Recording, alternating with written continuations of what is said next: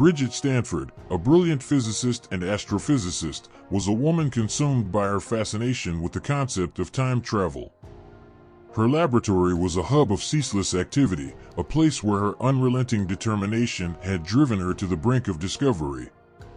Throughout the years, countless assistants had come and gone, lured by the promise of unraveling the mysteries of time. But for Bridget, this quest was more than mere scientific curiosity. It was an obsession that bordered on madness. Slowly, methodically, Bridget had built the framework of what she believed to be a time machine. The endeavor had cost her friendships, sleepless nights, and her own sanity, but she had persevered. One fateful day, as she flicked the switch on her machine, a red apple sitting atop the device vanished into thin air. It was a tiny victory, but it was the spark that fueled her determination. The next step was to test it with a living creature. A rat, chosen for its expendability, was selected. Bridget attached a small note to its neck, instructing whoever found it to place the rat on a newspaper. She calculated the time jump, aiming for the early 1800s, and sent the creature hurtling through the fabric of time. Days turned into weeks, and the suspense gnawed at Bridget's nerves.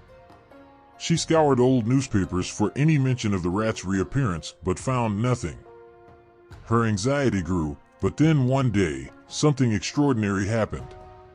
It was her assistant, the one who had been tinkering with the machine, who unintentionally triggered the next phase of their experiments. In a careless moment, the assistant activated the machine, and in a blink, he vanished. Panic seized Bridget as she frantically tried to decipher the machine's controls. Her efforts were in vain, and her assistant remained lost in time. The room seemed to close in on her as despair settled like a dark cloud. But then, there was a knock at her laboratory door, a sound so unexpected it sent shivers down her spine. She hesitantly opened the door to find a frail, elderly man standing before her. His skin was creased with age, his eyes tired yet filled with wisdom. "Dr. Stanford," he croaked, his voice quivering with a mixture of astonishment and exhaustion. "I've waited 46 years to return to your lab." The revelation was stunning. Bridget had discovered that the machine did indeed function, but it came with a harrowing twist. It transported individuals not only through time but across vast distances. Her assistant's journey had taken him to India, a bewildering and arduous detour. Determined to refine her invention, Bridget added a fail-safe mechanism. A small tag, worn on her belt, would serve as her lifeline, allowing her to reverse the time travel process and return to her rightful era.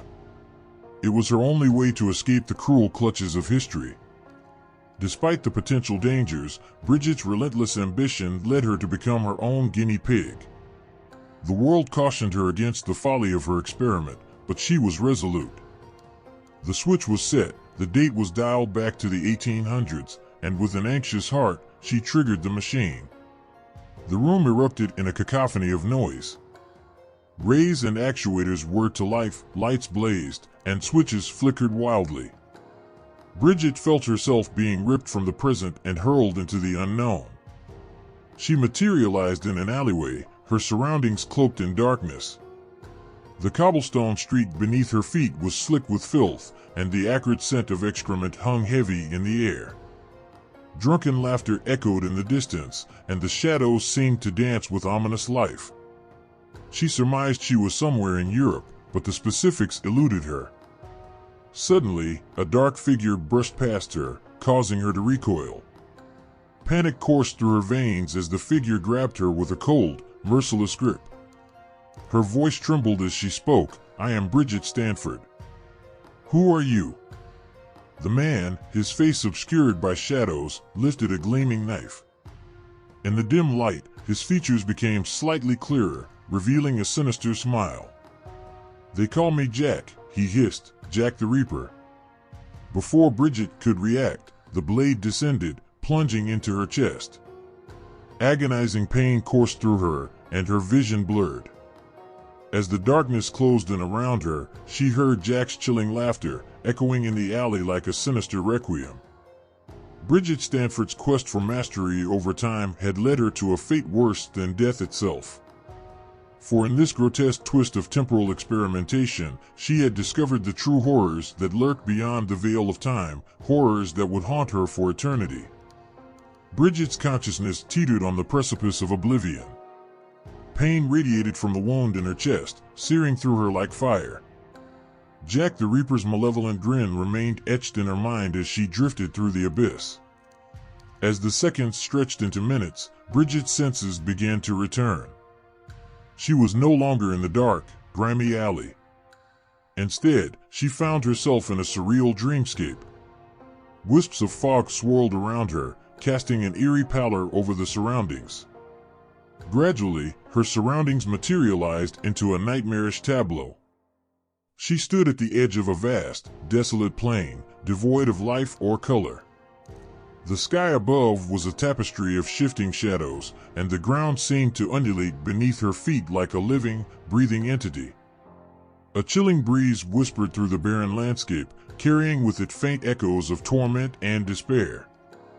Bridget's heart pounded in her chest as she realized that she was not alone.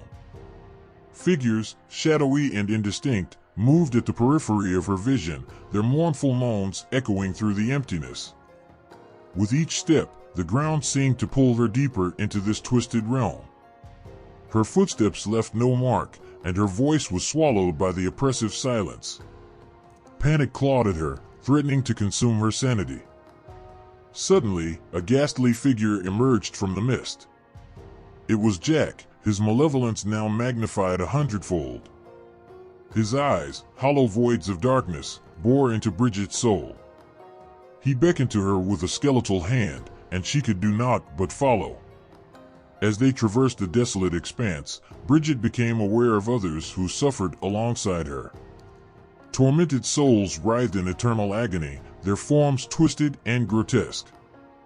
Bridget's heart ached with pity and terror as she realized the true nature of this place. It was a hellish dimension, a nightmarish amalgamation of all the horrors ever conceived. The landscape shifted, and Bridget found herself in a realm of fire and brimstone. Rivers of molten lava snaked through jagged rocks, and the sky was ablaze with searing flames. Demonic entities with leathery wings and malevolent grins tormented the damned, their screams piercing the infernal cacophony. Jack continued to lead Bridget through this nightmarish hellscape, his malevolent laughter serving as a haunting soundtrack to their journey. Each new tableau brought fresh horrors, each step forward a descent into madness. In the distance, Bridget glimpsed a colossal, obsidian citadel, its spires piercing the blood-red sky. Jack's grip on her tightened, and he led her towards the imposing structure. As they approached, the ground trembled beneath their feet, and Bridget realized that the citadel itself was alive, pulsating with malevolence. At the citadel's entrance, a colossal gate awaited them. It bore grotesque, writhing symbols of unspeakable evil. Jack gestured for Bridget to enter, and as she crossed the threshold, an overwhelming sense of dread washed over her.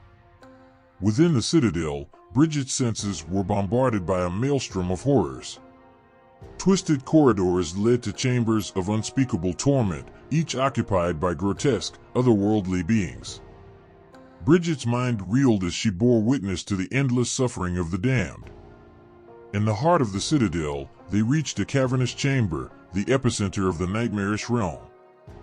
There, seated upon a throne of skulls and shadow, was a being of unimaginable malevolence, the lord of this infernal domain. With eyes that burned like dying stars, the Lord spoke, his voice a symphony of anguish and despair. "Welcome, Bridget Stanford," he intoned. "You have entered my realm, a place beyond time and reason." Bridget's voice quivered as she found her words. "Where am I? What is this place?" The Lord's laughter echoed through the chamber, sending shivers down her spine. "You are in a realm born of your own ambition, a place where the boundaries of time and space have fractured. Here, you will bear witness to the suffering you have unleashed." As the Lord's words washed over her, Bridget's heart filled with a profound sense of guilt and remorse. She had tampered with forces beyond her comprehension, and now she was condemned to witness the consequences of her obsession. The chamber's walls began to close in around her, the oppressive darkness swallowing her whole. Bridget's consciousness wavered as she descended further into the abyss of her own making. The Lord's voice echoed in her mind, his final words a chilling epitaph. What if, Bridget Stanford, what if you had never dared to play with time? In that instant, the world she had known shattered, and Bridget Stanford was lost to the eternal darkness of her own creation. The end.